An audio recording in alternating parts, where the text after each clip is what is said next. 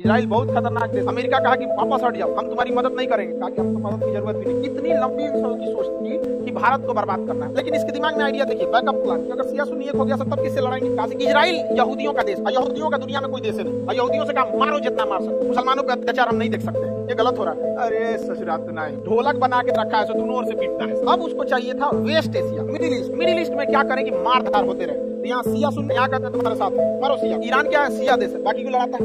हम लोग जो है दिमाग लगाते हैं लोग अपना जीने खाने। अंग्रेज दिमाग लगाता है 100 साल आगे का। ट्रम्प का खेल रहा है अमेरिका की अर्थव्यवस्था, जिससे हमेशा से दोस्ती था उससे दुश्मनी कर लिया, यूरोप से कर लिया। ट्रम्प तू देखेगा अब।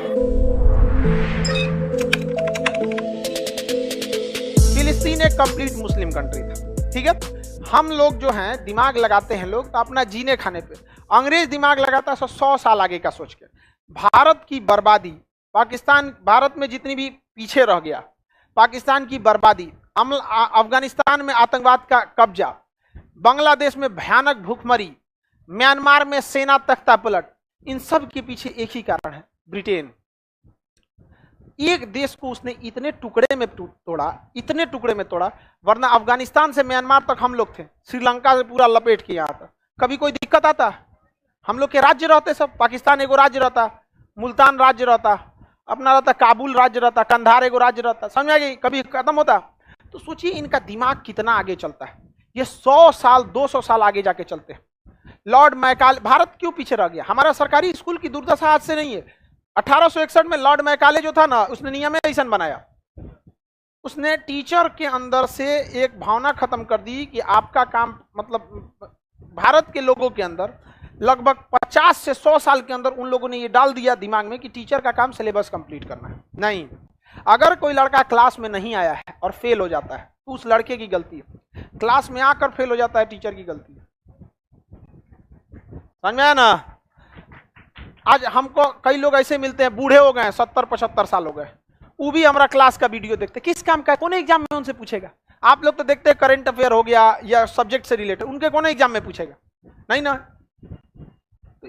भारत की प्रारंभिक जो शिक्षा थी, जब सुने होंगे ह्वेनसांग आता था ये, तो शिक्षा बेहतरीन ढंग से दी जाती थी। मैकाले आया, कहा कि ये आप थोड़ी करेंगे, ये स्टूडेंट्स का काम है, आप बस गाइड कीजिए। धीरे धीरे धीरे धीरे चौपट कर दिया वहां पे, और आज पता भी नहीं चलता है किसी। अगर स्टूडेंट फेल होता है, जैसे 10% स्टूडेंट फेल होते हैं, तो चलिए उसको प्रोत्साहित करना चाहिए। अगर किसी क्लास में 30% स्टूडेंट फेल होते हैं तो टीचर पे इंक्वायरी बैठना चाहिए। एक लो लेवल से नीचे चला गया तो इंक्वायरी बैठ जाना चाहिए। आपको नहीं लगता है ये बैठना चाहिए? बिल्कुल। और आप ये क्लासरूम भरा हुआ, पटना का जितना क्लासरूम यहाँ बैठता है उतना एक बार में कहीं नहीं बैठता है। इतना ज्यादा जगह भरा हुआ क्लासरूम, इस बात की गवाही है कि आपको साथ जो पढ़ाया गया है सही से नहीं पढ़ाया, तभी तो आए हैं।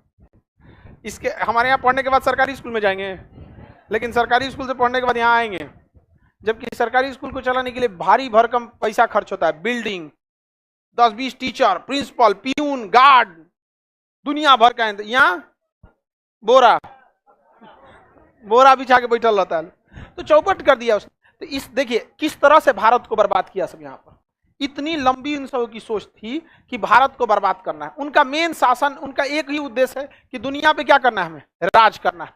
अब दुनिया पे राज ये कैसे करेंगे? हथियार बेच के। क्या बेच के? हथियार। तो उनको दिख गया कि भाई इन लोगों को तो हम हथियार बेच देंगे। तो यहाँ पे ऐसा विभाजन किया कि यहाँ मुस्लिम ज्यादा रख दिया, यहाँ तालिबानी हो गए, उनको लड़ना ही ज्यादा था, यहाँ हिंदू बहुल्य ज्यादा है, यहाँ म्यांमार अलग कर दिया, बांग्लादेश अलग कर दिया। अब उसने जब भी दो देश अलग होता है, देखिएगा, दो परिवार जब अलग होगा तो ये ऑटोमेटिक दुश्मनी पे उतर जाते हैं। आपके परिवार को छोड़ के अगर कोई जाएगा ना, तो आपका एक सदस्य कम नहीं हुआ, एक सदस्य तो कम हुआ ही, आपका एक नया दुश्मन भी तैयार होगा। ये चीज होता है। जब आपसे देश से टूट के कोई दूसरा देश अलग होगा ना, तो एक अलग तो होगा ही, साथ में दुश्मनी भी चालू हो जाता है। यूक्रेन रूस से ही टूटा। धार्मिक मामले में भी आपका धर्म छोड़ के कोई एक व्यक्ति दूसरे धर्म में जाता है ना, तो एक आपका व्यक्ति तो कम हुआ ही, एक नया आपका विरोधी भी तैयार हो जाता है। तो ये बात उनको अच्छा से पता था कि ये देश इन लोगों को लगेगा कि केवल एक टुकड़ा है, जबकि हम इन्हें परमानेंट एक दुश्मन दे देंगे। और अगर दुश्मन दे दिए तो ये परमानेंट हथियार बेचेंगे सब। समझ में आ कि नहीं? अमेरिका पाकिस्तान को बेचता है, ब्रिटेन भारत को बेचेगा। जगुआर ब्रिटेन से, राफेल फ्रांस से, अपाची हेलीकॉप्टर अमेरिका से, सुखोई रूस से। किसके लिए? पाकिस्तान और चाइना। अगर पाकिस्तान हमारा रहता ये तो दिक्कत नहीं थी। अफगानिस्तान हमारा रहता, कोई दिक्कत नहीं थी। तो हमारा क्या ईरान से तो झगड़े नहीं होता, ईरान से उतना झगड़ा ही नहीं हुआ क्योंकि शांत स्वभाव का, ईरान से किसी से हुआ भी नहीं। ये तो छोटा झगड़ा करके आजादी पैदा हुआ ही, झगड़े करके पैदा हुआ है। तो उसको साउथ एशिया में एक इसको परमानेंट अड्डा मिल गया कि इसको लड़ाते रहो। अब उसको चाहिए था West Asia, Middle East. Middle East में क्या करें कि मारधार होते रहे। तो यहाँ सिया सुन्नी, किसको? सिया सुन्नी को। तो सुन्नी लोगों से कहा तुम्हारे साथ हैं, यहाँ सुन्नी लोगों को पूछ के रद्द कर देता है, यहाँ कहता है तुम्हारे साथ है, मारो सिया को। तो ईरान क्या है? सिया देश है, बाकी को लड़ाता है। लेकिन इसके दिमाग में आइडिया देखिए, बैकअप प्लान, कि अगर सिया सुन्नी एक हो गया तब किससे लड़ाएंगे? काशी की एक होने ही नहीं देंगे। टीवी पर आप देखिएगा जितने धर्मगुरु को लाते हैं सब मीडिया वाले ना फिक्स रहते हैं, वही लाएंगे। वो ना बहुत ज्यादा पढ़े लिखे रहेंगे ना कोई प्लान तरीका है, ये अंग्रेजों की नीति है।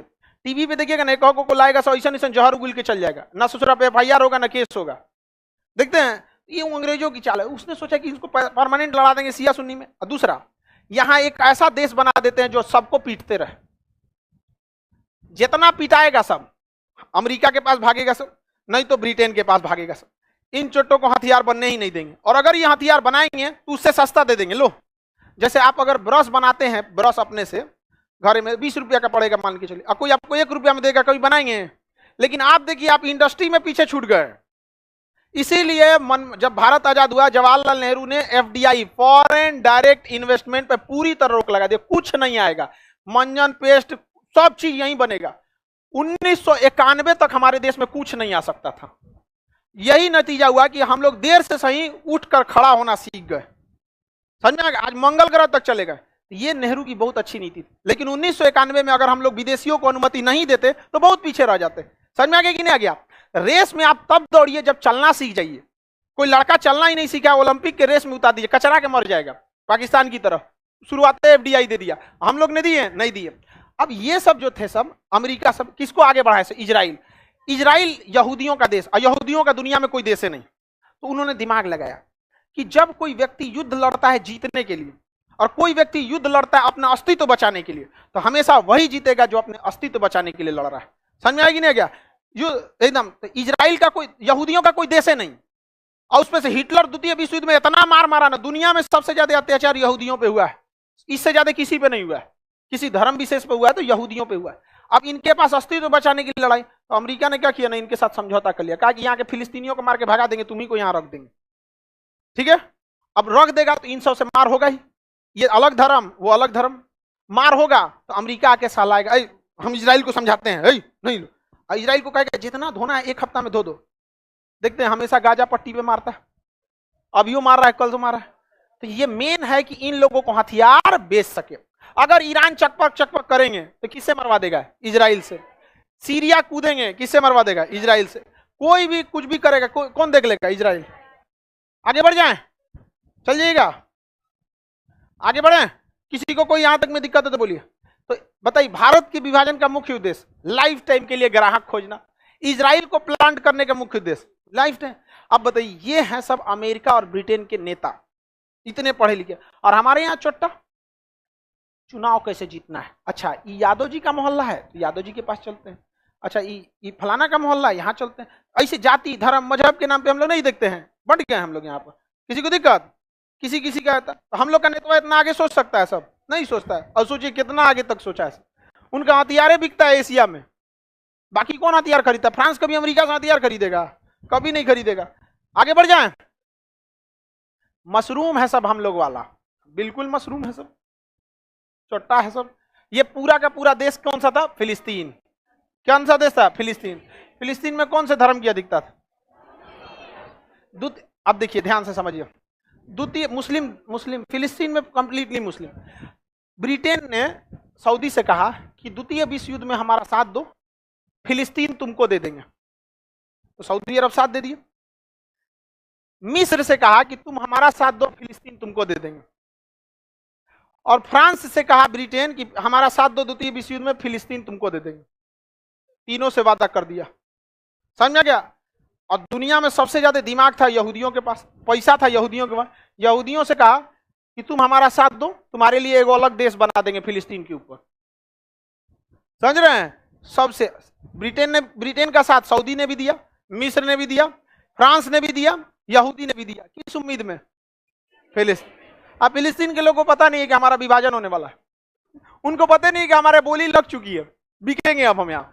द्वितीय विश्व युद्ध जब खत्म हुआ तब अमेरिका की जीत हो गई, अमेरिका ब्रिटेन ये सब क्या हो गया, सब जीत गया सब। ये सब प्लान बना के जानते हैं क्या किया, सब यहाँ बम्बार्डमेंट करके मारा, सब इतना रद्द करके कि फिलिस्तीन के लोग भाग गए यहाँ से, भागे यहाँ से। यहूदियों को दे दिया टैंक, हथियार, गोला बारूद यहूदियों को, और यहूदियों से कहा मारो जितना मार सकते हो, मारा, फिलिस्तीन के लोगों के लाश बिछा के रख दिया। अमेरिका कहा क्यों मार रहे हो, समझ में गया। अब मान के चलिए हम ही किसी को अलग में बुला के कह दे कि देख बाहर में हम समझाएंगे कि तुमको चुप चुप, लेकिन अंदर से धोते रहना, तो हम बाहर कितनों कहेंगे काय मार रहे हो, तो और मारेगा, समझ में। तो अंदर से यहूदियों को समझा दिया था कि साफ कर देना है फिलिस्तीन वालों को पूरी तरह से। हम समझाने आएंगे, ब्रिटेन आ रहा है समझाने, अरे ये गलत है, मानवाधिकार का उल्लंघन है, किसी की जान नहीं ले सकते, अमेरिका का एकदम हत्या कर रहे हैं, ये नहीं है, मुसलमानों पे अत्याचार हम नहीं देख सकते, ये गलत हो रहा है। अरे ससुरात तो नहीं, ढोलक बना के रखा है, सो दोनों ओर से पीटता है सब, समझ में आएगी नहीं आ गया, ये लोग को समझे में नहीं आता, समझ में आ रहा है कि नहीं आ रहा। अब यहाँ पे पूरा देश कौन था, फिलिस्तीन, कब्जा कौन कर दिया, यहूदी, यहूदी, इसे अंग्रेजी में कहते हैं ज्यूज, ज्यूज वाले कब्जा कर लिए। अब ज्यूज के सामने समस्या थी कि यार किसी ना किसी देश में जाओ, किसी ना किसी देश में जाओ, वरना इनका यहूदियों का कोई देश ही नहीं था, मराते कहां जाते यहाँ पे, तो ये अपने अस्तित्व बचाने की लड़ रहे थे, हथियार अमेरिका ब्रिटेन फ्रांस सब मार के धो दिया। इन लोग को लग रहा था कोई इनके लिए बचाने आएगा, यहाँ पे कौन आएगा, भगवान बचाने आता है जी, भगवान को बचाना रहता तो हाथ पर काहे दिया था, नहीं समझे, आगे बढ़े। अब यहां पर पूरा विभाजन हो गया इससे, और अब बीच में चलाया यूएनओ, यूएनओ ये अमेरिका का दलाल है, यूएनओ जो अमेरिका चाहेगा वही होगा। यूएनओ ने कहा ठीक है हम विभाजन कर देते हैं, ये एरिया दे दिया, इस तरह से कहा कि ये एरिया फिलिस्तीन रहेगा। देखिए ध्यान से देखिए इस चोट्टा को, इस तरह किसी देश का विभाजन किया जाता है कि ये क्या रहेगा, फिलिस्तीन, अब बाकी क्या रहेगा, इजराइल, बाकी इजराइल। जानबूझ के प्लानिंग था इन लोग का कि बीच में फिर काट देना है, धीरे धीरे बढ़ के खत्म कर देना है, इन लोग को बुझाया नहीं। अब 6 गो देश मिलकर, ये 6 गो देश मिलकर, सीरिया, लेबनान, इजराइल, मिस्र, सऊदी अरब, प्लान बनाया सब, नहीं ये गलत है। हालांकि फिलिस्तीन को यूएनओ ने दिया था लगभग 48%, 48% दिया था, कितना परसेंट, 48, तो बहुत अच्छा खासा था। फिलिस्तीन वालों को भी समझना चाहिए कि तुम्हारा लड़ने की हिम्मत नहीं है, ना तुम्हारे पास हेलीकॉप्टर है, ना जहाज है, ना कुछ है, कहोगे कि मेरे पास जज्बा है, अरे यार किसी के सामने उसके बाप को 2 तमाचा मारोगे तो उसमें भी जज्बा आ जाएगा, तो क्या वो अमेरिका से लड़ जाएगा, नहीं समझे। जज्बा मतलब कौन चीज, जाइए ना तनी जज्बा दिखाइए यूक्रेन में,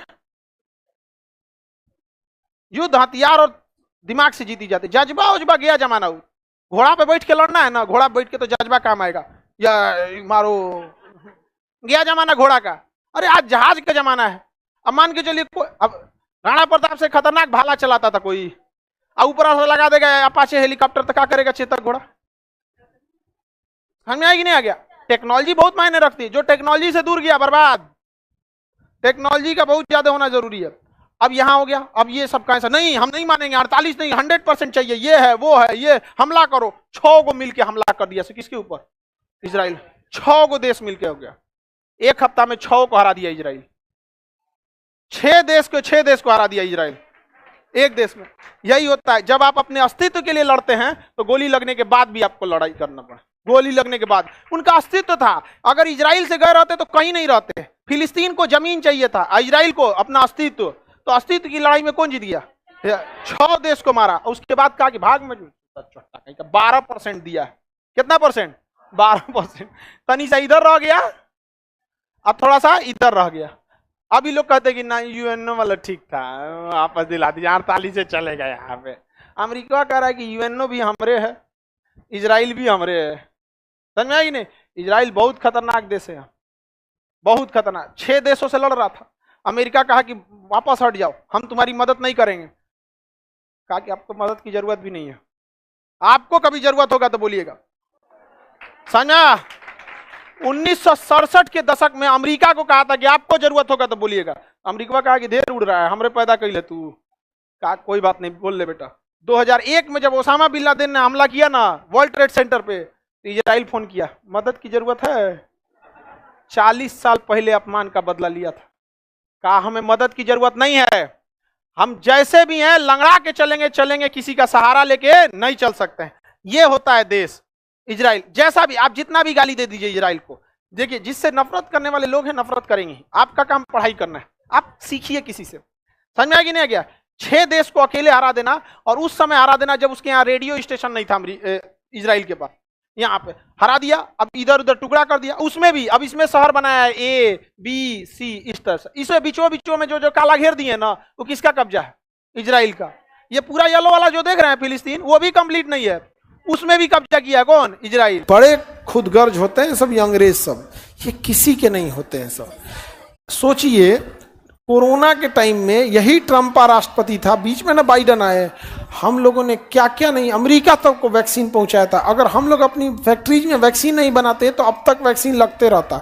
दुनिया में कहीं इतनी बड़ी फैक्ट्रीज नहीं थी। आज हम लोग के टैरिफ लगा दिया, वो भी मोदी के ऊपर। मोदी जी का दिल तोड़ दिया ट्रंप। अब मोदी जी गाना गा रहे हैं, भुगतेगा अंजाम इंतकाम देखेगा, ट्रंप तू देखेगा। अब मोदी जी निकल गए कहां पे? चाइना में। अब पुतिन के कान में बात बोले हैं कुछ। चाइना अमेरिका के iPhone, MacBook, Android, missile, SpaceX, Tesla, इन सब में लगने वाला रेयर अर्थ मेटल पे रोक लगा देगा। तुम लगाओ ससुरे, तुम्हारा ना ये तुम्हारा सब व्यवस्था खत्म हो जाएगा हमारे यहाँ। और अच्छा, तो चाइना का जो रेयर अर्थ मेटल वाले हैं सब वो कह रहे हैं कि हम बेचेंगे कहाँ भाई, हम तो बेरोजगार हो जाएंगे तुम्हारी झगड़ा में। तो वो रेयर अर्थ मेटल इंडिया को दिया जाएगा। कहाँ दिया जाएगा? इंडिया। ये मोदी को शरीफ समझ रहा है ट्रंप, नहीं समझे? ये ट्रंप कुछ नहीं है, ये अमेरिका को डुबाने वाला आदमी है। ये रूस की खुफिया एजेंसी केबीजी का आदमी है। कौन? तुमको क्या लग रहा है ट्रंप अमेरिका से क्या खेल रहा है?